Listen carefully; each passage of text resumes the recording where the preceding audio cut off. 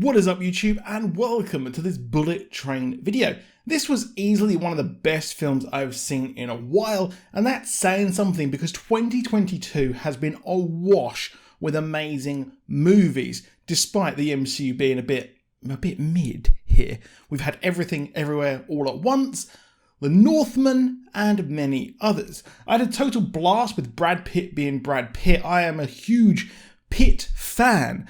Aaron Taylor-Johnson being in this as well, giving him a chance to be brilliant is a rare treat these days. I've seen it get slated in reviews on Rotten Tomatoes. It is even lower than Thor Love and Thunder, which is insane, as this movie is a smorgasbord of Deadpool, Tarantino and John Wick, which is no surprise as David Leitch worked on it, and it's so refreshing to have an original IP in a world of mega franchises. The movie opens with Brad Pitt's Ladybug speaking to his handler, played by the iconic Sandra Bullock. He's on a job to snatch a briefcase that has $10 million in it, leave the train, and well, that's it. Now, he's actually taking over from a dude called Carver who has food poisoning. We later find out that that person is played by Ryan Reynolds, and we even have a Channing Tatum kind of cameo in this as well. But there's a problem. There are multiple jobs going on this train. Now, Lemon and Tangerine have been tasked with bringing back a crime lord's son, who's the crime lord is named the White Death, back from people ransoming him. We also have a man searching for the person who pushed his son off a train, which turns out to be what looks like a small English girl. The Hornet, played by Zazie Beetz, has been hired to actually also take the briefcase.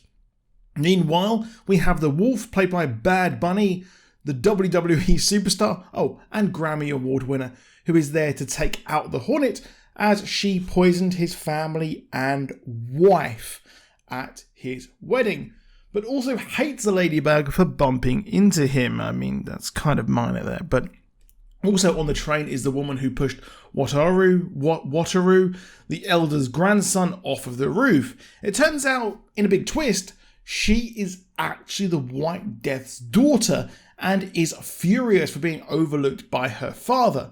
The White Death also killed the elder's former Yakuza boss and took over. She is using Wataru's father to get a briefcase filled with explosives to kill her father. She plays nearly everyone working on the train, but wasn't the one who killed her brother, with that being the Hornet, who ended up being killed by Ladybug, and I really love that scene.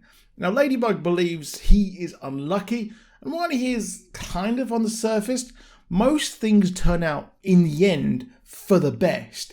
He only came to get the briefcase, but things go from bad to worse.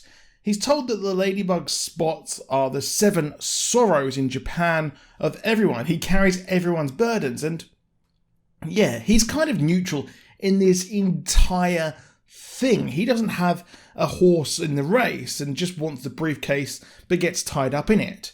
It turns out that the White Death wanted revenge for his wife being killed, and that is why, it turns out, he hired most of the people for this job. However, his daughter involving his oldest rival complicated matters, and Carver not taking the job ruined the White Death's plans. The White Death picked Carver as he was the one who was supposed to kill the White Death, but he killed his wife and his husband wasn't there.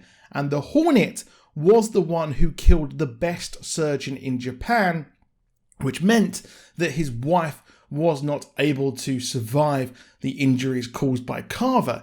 He wanted his son on the train as he's a burnout, and he was bait. He needed to be bailed out one last time, which led his mother going out in the car. However, the reason he was not there at the attempt on his life was because he was clearing up a mess in Bolivia, and Lemon and Tangerine took out a lot of his men. He chose them to escort his son as, well, yeah, he wanted to take him out, and he would have been with his wife maybe, or his wife maybe wouldn't have gone if they didn't do that Bolivia job. He bought a ticket from a certain point to the end of the line, ensuring that only the people he hired would be on the train so he can kill them. Due to his daughter, things got really messy, and it all went wrong, leading all of the survivors to band together to take out the White Death. They fight his henchmen in some amazing scenes, and the kind of like last, when everyone left the train, started to get a bit weak, but once we started the fight with the White Death, it got good again, I think. The White Death ends up being killed as his daughter booby-trapped the gun he used, and Tangerine finishes off the job with quite literally tangerines. The movie was a really fun flick. The stylization and the scenes, especially when they had to be quiet, was hilarious, and the slapstick but violent comedy was something else, with Ladybug having no idea who the wolf was. Absolutely fun movie. Yes, you could say that it copies and steals from a lot of things, but hey, so does everything.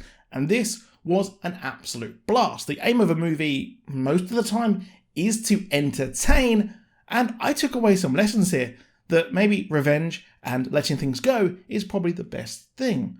But at the end of the day, I had fun watching this, so hey, I don't know what movie the others are watching. But that's it, and I'll see you soon, and goodbye.